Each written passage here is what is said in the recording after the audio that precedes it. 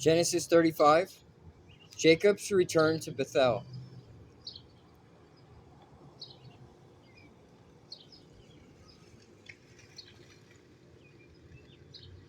Then God said to Jacob, "Get ready and move to Bethel and settle there. Build an altar there to the God who appeared to you when you fled from your brother Esau." So Jacob told everyone in his household, "Get rid of all your pagan idols, purify yourselves, and put on clean clothing. We are now going to Bethel, where I will build an altar to the God who answered my prayers when I was in distress. He has been with me wherever I have gone." So they gave Jacob all their pagan idols and earrings, and he buried them under the great tree near Shechem.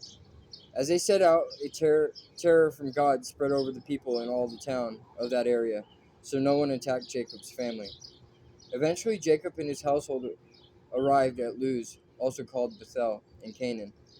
Jacob built an altar there and named the place El Bethel, which means God of Bethel, because God had appeared to him there when he was fleeing from his brother Esau. Soon after this, Rebekah's old nurse, Deborah, died. She was buried beneath the oak tree in the valley below Bethel. Ever since the tree has been called Alon Bakuth, which means oak of weeping.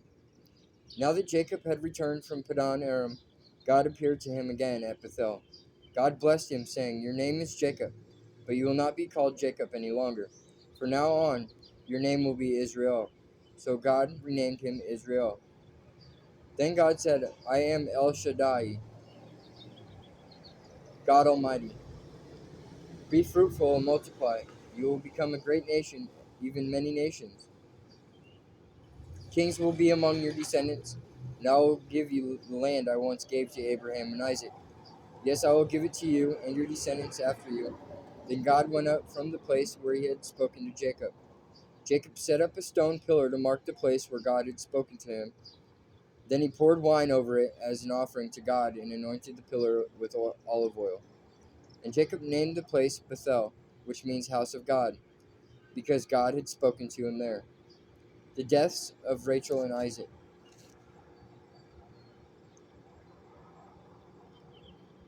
Leaving Bethel, Jacob and his clan moved on toward Ephrath. But Rachel went into labor while they were still some distance away. Her labor pains were intense. After a very hard delivery, the midwife finally exclaimed, "Don't be afraid. You have another son." Rachel was about to die, but with her last breath she named the baby Benoni, which means son of my sorrow. The baby's father, however, called him Benjamin, which means son of my right hand. So Rachel died and was buried on the way to Ephrath, that is Bethlehem. Jacob set up a stone monument over Rachel's grave, and it can be seen there to this day. Then Jacob traveled on and camped beyond Migdal Eder while he was living there. Reuben had intercourse with Bilhah, his father's concubine, and Jacob soon heard about it. These are the names of the 12 sons of Jacob. The sons of Leah were Reuben, Jacob's oldest son, Simeon, Levi, Judah, Issachar, and Zebulun. The sons of Rachel were Joseph and Benjamin. The sons of Bilhah, Rachel's servant, were Dan and Naphtali. The sons of Zilpah, Leah's servant, were Gad and Asher. These are the names of the sons who were born to Jacob at Padan Aram.